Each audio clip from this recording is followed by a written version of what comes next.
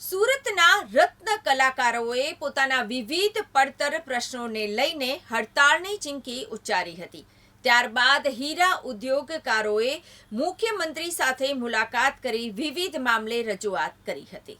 જિલ્લા કલેક્ટરને diamond worker union દ્વારા આ વિનંતી પત્ર આપવામાં આવ્યો હતો. ત્યારબાદ મુખ્યમંત્રીએ આ બાબતને ગંભીરતાથી લેતા આજે ફરીથી જિલ્લા કલેક્ટર દ્વારા ડાયમંડ વર્કર યુનિયનને તેમજ અન્ય હોદ્દેદારોને બોલાવવામાં આવ્યા હતા. બેઠકની અંદર ડાયમંડ વર્કરને આર્થિક રીતે જે મુશ્કેલીઓ થઈ રહી છે તે અંગેની માહિતી આપવામાં આવી હતી. જેમ કે બાળકોની શાળાની ફી, બેંકના હપ્તા, ઘરનું ભાડું ભરવામાં ભારે તકલીફ થઈ રહી છે અને તેમને હાલ આર્થિક સહાયની જરૂરિયાત છે. તેના માટે ડાયમંડ વર્કર કલ્યાણ બોર્ડની સ્થાપના કરવામાં આવે તે પ્રકારની વારંવાર માંગણી કરવામાં આવી હતી. તે ફરીથી કલેક્ટર સમક્ષ રજૂ કરવામાં આવી છે. સુરત ડાયમંડ એસોસિએશનના પૂર્વ પ્રમુખ દિનેશ નાવડિયાએ જણાવ્યું કે અમે અગાઉ ડાયમંડ વર્કરોના રજીસ્ટ્રેશન માટેની શરૂઆત કરી હતી. ત્યારે 1.5 લાખ જેટલા કલાકારોને રજીસ્ટ્રેશન નોંધણી કરી હતી, પરંતુ ત્યારબાદ રત્ન કલાકારોએ રિન્યુ કર્યા ન હતા. તેને કારણે ફરીથી રજીસ્ટ્રેશન પ્રક્રિયા થઈ ન હતી. માટે અત્યારે કહી ન શકાય કે કેટલા રત્ન કલાકારો ક્યાં કામ કરી રહ્યા છે. ફેક્ટરી એક્ટનો કાયદો ડાયમંડ ફેક્ટરીમાં લાગુ કરવો શક્ય નથી, કારણ કે અહીં બીજા કંપનીઓની માફક એમ્પ્લોયને નોકરી આપવામાં આવતી નથી. ઉદાહરણ તરીકે, કોઈ કંપનીએ કોઈ એમ્પ્લોયને પોતાની કંપનીમાં નોકરી આપવાની હોય તો પેપરમાં તેની જાહેરાત આવે છે. ત્યારબાદ તેનો ઇન્ટરવ્યૂ કરવામાં આવે છે અને નિયમ મુજબ તેની ભરતી કરવામાં આવે છે. ત્યારબાદ એમ્પ્લોયને લેબર લો પ્રમાણે જે કાયદામાં આવતું હોય તે પ્રમાણેનો પગાર ચૂકવવામાં આવતો હોય છે. પરંતુ ડાયમંડ ફેક્ટરીમાં નોકરી ઉપર રાખવાની પદ્ધતિ અલગ જ છે. ત્યાં કંપની સંચાલક એમ્પ્લોયની પસંદગી કરે છે, પરંતુ હીરા ઉદ્યોગમાં સ્થિતિ ઊંધી છે. અહીં એમ્પ્લોય માલિકને પસંદ કરે છે. રત્ન કલાકાર કોણ છે તે અંગે ફેક્ટરીના માલિક ઘણા વર્ષોથી કામ કરતા હોય તેનું લિસ્ટ આપી શકે છે. શિક્ષણ વિભાગ દ્વારા બાળકોની શાળાની ફી માફી કરવા માટે જે ફેક્ટરીમાં બાળકના પિતા કામ કરતા હોય ત્યાંથી સર્ટિફિકેટ લેવામાં આવે, જેથી કરીને સત્તાવાર રીતે રત્ન કલાકાર છે તે જાણી શકાય. ફેક્ટરીનો માલિક પોતાની ફેક્ટરીમાં કામ કરનાર કલાકાર અંગે સર્ટિફિકેટ આપે. વ્યવસાય વેરાના આધારે પણ રત્ન કલાકારોની ઓળખ થઈ શકે છે.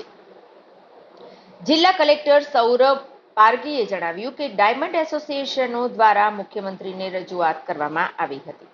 ડાયમંડ વર્કરની સ્થિતિ અંગે સરકાર ખૂબ જ સંવેદનશીલ છે અને ચિંતિત પણ છે. આજે મીટિંગ બોલાવવામાં આવી ન હતી, પરંતુ માત્ર તેમને સાંભળવા માટે બોલાવવામાં આવ્યા હતા. તેમણે પોતાની વ્યથા રજૂ કરી છે અને તેને યોગ્ય ફોર્મ ઉપર રજૂ કરીશું. ડાયમંડ વર્કર યુનિયનના પ્રમુખ રમેશ જીલરિયાએ જણાવ્યું કે આજે કલેક્ટર સમક્ષ ફરીથી અમે અમારી જે માંગણી હતી તે રજૂ કરી છે. ડાયમંડ વર્કરનું વેતન વધારવામાં આવે, તેમને આર્થિક સહાય કરવામાં આવે, રત્ન કલાકાર કલ્યાણ બોર્ડની પણ સ્થાપના કરવામાં આવે. અત્યાર સુધીમાં અમે 30,000 જેટલા રત્ન કલાકારોની નોંધણી કરી ચૂક્યા છે. સરકારે સહાય આપવા માટે સર્વે કરાવવો પડશે અને ત્યારબાદ રત્ન કલાકારોને મદદ પહોંચાડી શકાશે. ફેક્ટરી એક્ટનો કાયદો છે કે 20 કરતાં વધારે કામદારો જો કામ કરતા હોય તો તેના ઉપર ફેક્ટરી એક્ટ લાગુ કરી દેવામાં આવતો હોય છે. ફેક્ટરી એક્ટ લાગુ ન કરવાને કારણે જ ડાયમંડ વર્કરોની બરબાદીનું મૂળ આ કારણ બન્યું છે. ફેક્ટરી સંચાલકો ફેક્ટરી એક્ટનો અમલ નથી કરતા, લેબર લોનો અમલ નથી કરતા, જેને કારણે રત્ન કલાકારોને જે લાભ મળવા જોઈએ તે લાભથી વંચિત રહે છે. સરકાર તાત્કાલિક સર્વે કરાવે અને ફેક્ટરી એક્ટનો અમલ કરાવડાવે. લેબર લોનો પણ અમલ કરાવે, જેથી કરીને રત્ન કલાકારોને તમામ પ્રકારના લાભ મળી શકે. ચર્ચાની અંદર 3 બાબતોની ચર્ચા થઈ. રત્ન કલાકાર બોર્ડની કલ્યાણ બોર્ડની રચના કરવામાં આવે.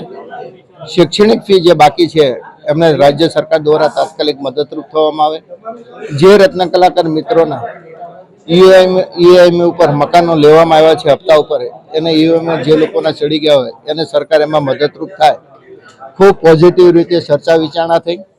કલેક્ટરશ્રી આ બાબતે રિપોર્ટ તૈયાર કરીને રાજ્ય સરકારને સુપૃત કરશે અને ગઈકાલની મિટિંગ જે રાજ્યના મુખ્યમંત્રી શ્રી સીએમ ભૂપેન્દ્રભાઈ પટેલ સાથે જે ચર્ચા વિચારણા થઈ હતી એના ઉપર ચોક્કસ અમને હવે ખાતરી છે કે રાજ્ય સરકાર હવે રત્ન કલાકારને કંઈક આર્થિક મદદરૂપ થશે અને રત્ન કલાકારોને મદદરૂપ થઈને જે ગુજરાતના રત્ન કલાકારની એક ઓળખ છે પૂરા વિશ્વની અંદર, એને ટકાવી રાખવા માટે પણ ગુજરાત સરકારનો પ્રયત્ન હોય એવું અત્યારે લાગી રહ્યું છે.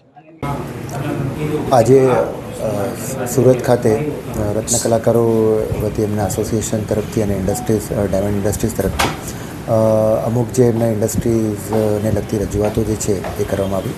ગઈકાલે માનનીય મુખ્યમંત્રી શ્રી સમક્ષ પણ બધી રજૂઆત કરવામાં આવી છે અને રાજ્ય સરકાર ખૂબ જ પ્રશ્નોને લઈને સેન્સિટિવ પણ છે અને